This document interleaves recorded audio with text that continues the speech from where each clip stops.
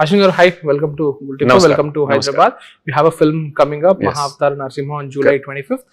It is an animated film, Yes, it is. and you have been in this field for 20 years now Yes. as a CG Correct. artist. So, how would you actually describe yourself? See, I'm multidisciplinary. So animation just has to be like one of my profession that I've basically taken up in my life. I'm also into music, choreography, into acting, into theater and drama, and I'm also an artist. But all of them cumulated together. I think animation is an expressionist medium that I've basically been using as a filmmaker. For how long have you been using this medium? Ever since, see, I regard even artistry like a classical art that I basically work in as one of the rudiment for animation. So it's been since 2000. So, 25 years. Yes. So, since this is an animated film and I would like to know more about that field, and you have been in the industry for 25 years. Correct. So, what are the changes that you have seen as per Indian animation scene is concerned? I'm sure there is progress, but if you can be like specifically, you can talk about the different phases it has been through. Yes, Indian animation has basically been through some very, has seen lots of ups and downs, as I'll put it.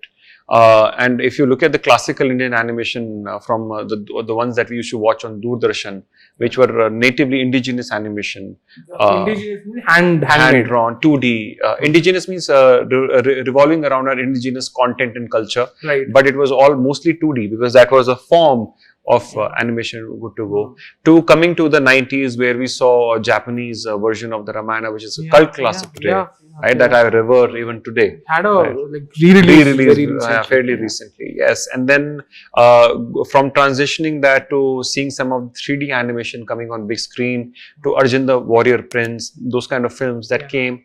But the unfortunate part is that although there has been so much talent, but yet we have not seen a renaissance of Indian animation for India. True.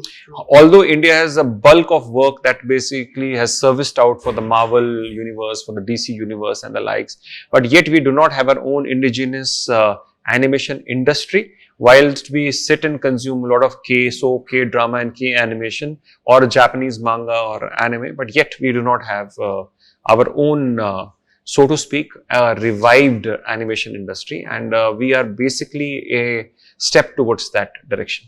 Why do you think is that case? Why do you think Hollywood studios, be it Marvel, DC, Warner Brothers, even Life of Pi, when Life of Pi came out, all the noise around it, everyone was surprised that this tiger was made in India, or at least parts of the tiger, whereas you look at animation, I mean, CG, animation is a very broad concept.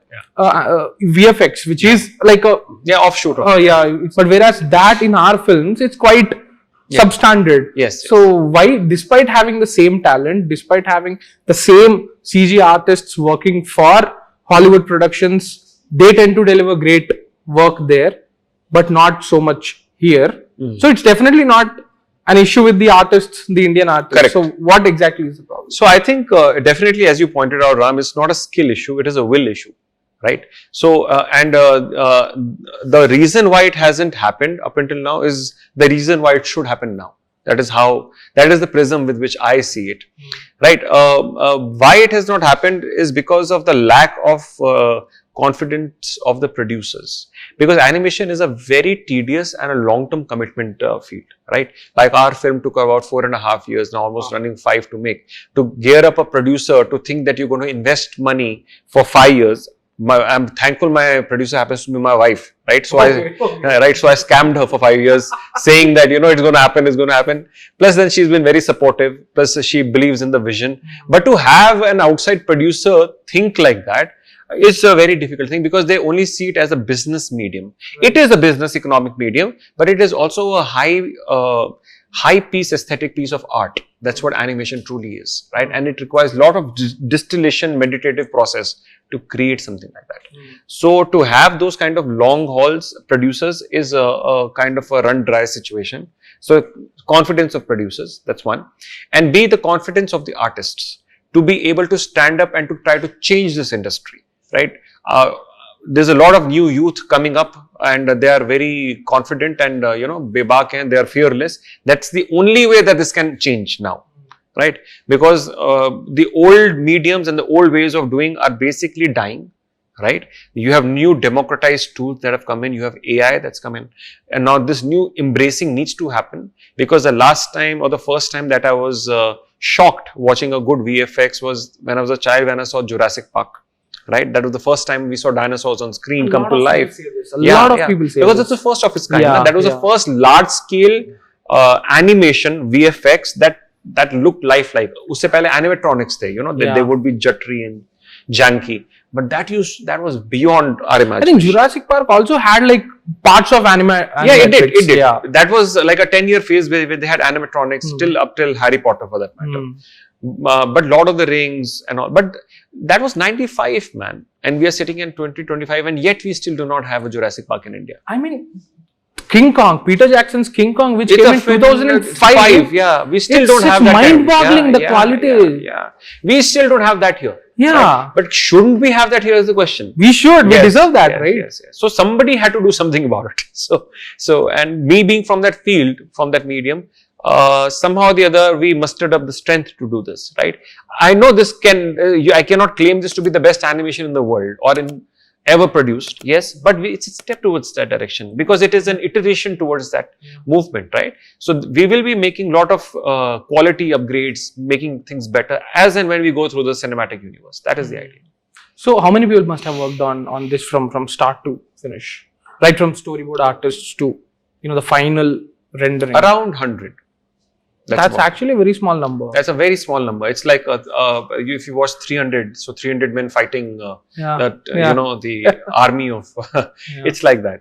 We are basically an army of artists, warrior-minded, who are well to do everything and anything, right? And that is the mindset with which we've built up clean productions, because we are out here, even they're sitting here right now as we speak, making things, artwork, and making the film better. Why? Because we believe in one thing: we have to give it our absolute best till our dying breath, and we have to keep doing it till it happens. Now we have some specialists, but we are also geared up to be an entrepreneur. Like, you are thrown off the window, and by the time you hit the ground, you need to make an aeroplane and fly off. You have to learn on the fly. That is the way we are doing this, with a warrior attitude. That's how it is to be done. Great. Okay, you managed to do this with 100 people. A film of this scale, 100 people is not sitting. It just keep expanding and contracting. You asked me the full size. Approximately. I think. Yeah.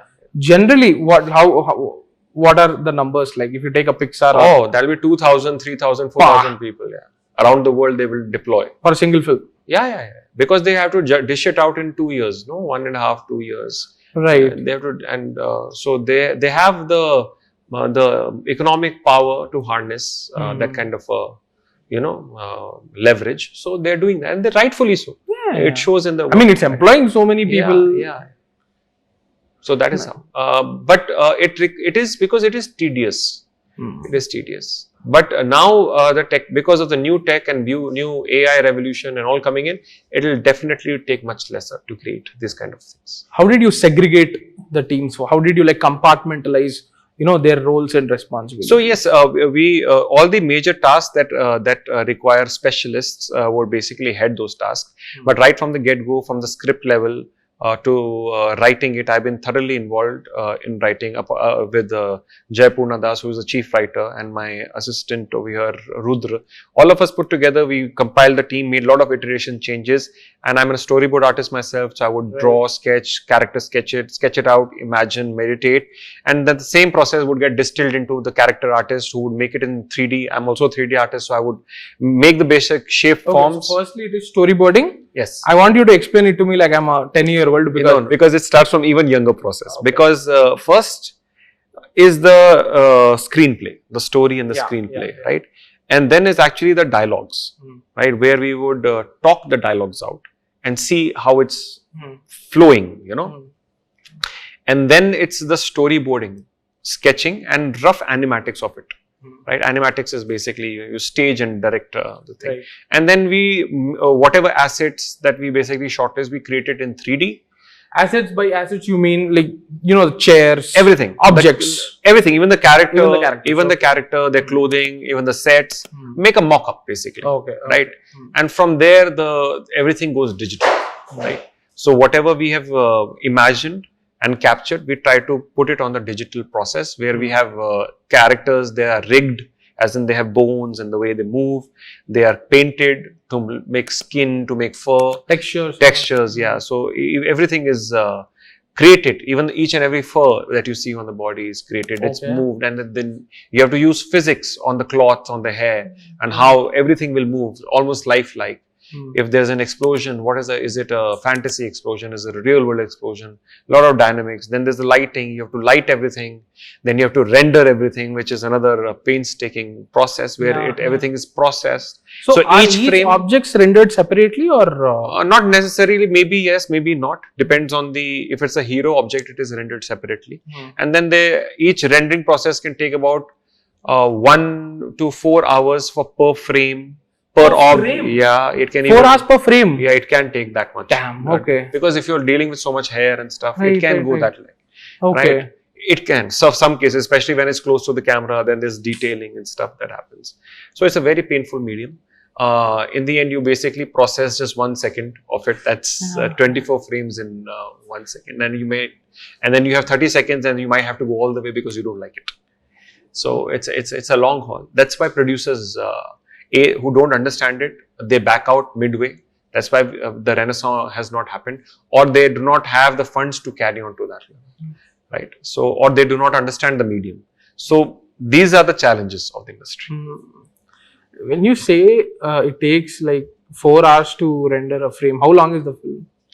This is a 2 hour 11 minute feature, right? But then this 4 hours is split into network, into many. Right. Yeah, so we distribute. There's a distributed rendering process. So we split the time, right? But then again, it's cumulatively a huge number that we are dealing with, because there are rendering passes. Like skin can have one pass, the shading will have a different pass, the highlight will have a different pass, the shadow will have a different pass, and then it all comes together at a compositing stage, where the artist would sit and composite these layers together to look beautiful. Like that's where lighting comes into play, or lighting is before? This is after rendering. This is after lighting, rendering, and then you composite it together, and then you have something what we know as a film. My God! At what stage does the atmosphere, the backgrounds, like? That's part of the lighting and at the modeling stage, where we model and do a set design, the set designers, where we, and also the concept artist, right? So we do a concept painting, concept art, where we meticulously design the atmospherics, the lighting, the color bleeds or the bounce of the light, or everything that we want to get the mood of the scene. And that's emulated in 3D then. Now we are fortunate, we have AI and stuff like those things coming up, which makes the process faster. But that's definitely for our next film that we're going to be having those technology. Back when we started, we didn't have those things. Isn't AI kind of scary? I mean, I'm sure it is like making jobs easier, but isn't like, what do you call, if you give the right prompt, it can create a lifelike image. But it does. I don't think it's scary though. Because it creates things lifelike, but it still doesn't touch the heart yet, right? So it's a long way before we reach that. But yes, it is a very efficient tool, and it's best that we use it as the tool, because like we said, 30 years of Jurassic Park being absent in Indian cinema. So these tools can be used to make things faster. So what took 4.5 years for MAHAVATAR NARSIMHA to create can possibly be done in 1.5 years now, right? So that's why these kind of tools are necessary. But what about the quality? It must bring up the quality. If if you produce something substandard, the people of they will reject it. So there is no churning anyway. So obviously quality has to be met. That's why you can't just prompt and expect a quality. That's the point. So you have to know what you're producing. There is consistency in quality, consistency in design, consistency in the thematic. So a lot of factors AI cannot do at this point. So once it does reach something close to it, then you should not be surprised like a few boys sitting in the garage made of 1,000 crore revenue film. So that will happen.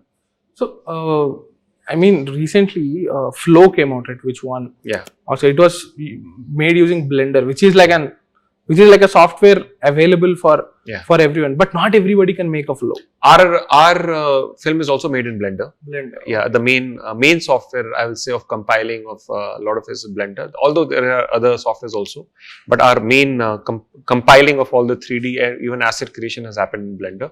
Back when I was researching on Blender, it wasn't a known software at all. Like, and it was very difficult to even find artists, and I used to convince the artists to come into Blender. So I have been through that journey. And I'm so happy and proud to see where it has come, and I'm a long-term Blender user. So that's why I'm saying these tools are so readily available. So it's not a skill issue anymore; it's a will issue.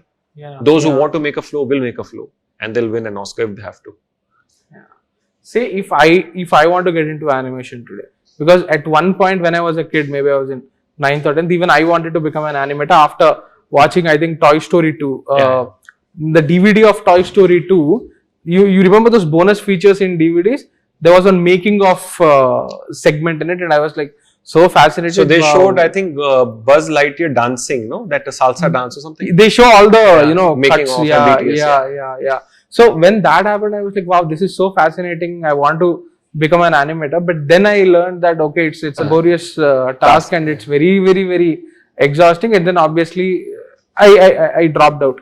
But then if someone had to start today, I'm not saying like suggest film schools or anything, because film schools are there, educational institutions are there. How does one, and what are the skills and the softwares that one has to like equip themselves with if they are starting today? I think more than the softwares is the fundamental rudiments and the aesthetics one has to catch, and that can be learned by simple observation. I think that can only be observed and learned, and of course you can have a lot of masters and classical studies that you can do and formal studies that you can do, but the point being, one has to be really passionate about what they are doing to the point of madness. You have to understand, because it requires patience, it requires observation. There are so many things. It's a piece of art, right? There's no science to it. So what makes a good piece of art? What works for art for you may not work for me. What works for me may not work for you, right? But to find that balance that works for a huge community or the world, it takes a lot of training. It takes a lot of hearing critiques, feedbacks, to be able to take that, imbibe that in your art, and then to keep producing. It's a painful thing to be an artist, but it can be catharsis in so many ways. I think the way I look at it is, Ashwin sir, you are doing this for, like, you have this passion, this is like your baby, so you are spending 4.5 years on it. But for someone else, it's work. For someone who thinks it is 9 to 5, that person won't have that. It'll show in the work. It'll show. It'll show in the work. That's why I'm saying, if you want to create, then make smaller projects. Make a 1-minute animation, make a 2-minute. There are so many small short film animations that are fantastic also. Start from there and get noticed. And once you get noticed, build an audience. Once you build an audience, they will fund you, support you. So many things can happen. You can make your own short films from there, then probably someday a feature also. I had to break the mold so that I can help the new generation break through, right? Because nobody is doing it. That doesn't mean it shouldn't be done. It has to start somewhere. So that is the reason. What are all the softwares that you guys used for? Our primary software has been Blender, right? Apart from that, we did use for animation, we were on Maya. For FX, we were on Houdini. And for all the compositing, we were on Nuke. Right. So all these things put together. For color grading, we were on DaVinci. And a lot of Adobe products off and on here and there were used. So basically all of these products are available for normal people also. Unlike something like Pixar, they say they have their own. They have their own proprietary tools and software. But you can even, we also have coded few workflows, right, around these tools, because you can make your own pipelines, right? So we create our own pipelines around these tools, right? But the tools are available to everyone. Right. You finished the film. At what point does Hombale enter? After the film was finished, almost at the last end, we always knew we needed a distribution partner, a huge partner to carry our vision through. And Hombale, once they saw a viewing of our film, they were immediately on board and have supported us and are guiding us like a big brother through and through. Right, and they're also presenting us and are supporting us through the entire cinematic journey. Last time they supported Kantara, you knew what happened.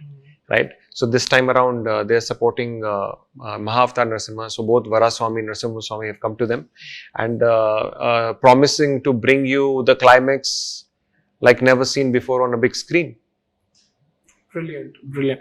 This actually should have been my first question, but I'm asking this now. Why animation and why not a live action adaptation of the same story? Because animation gives me the freedom to express without limitation, and a fantastical story such as this requires that kind of a treatment where you have Lord Narasimha with 8 hands fighting with each hand individually, right? So this is larger than life.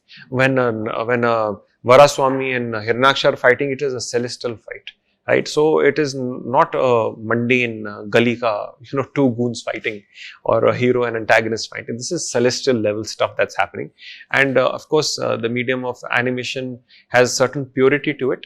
And otherwise, live action where, what really happens is you have a tendency of projecting actors onto gods and gods onto actors. So we refrain. Which kind of makes it easier to sell the product also. Yes, but it can backfire also, as we know from the past. So we do not want all those things. We only want people to come and revere.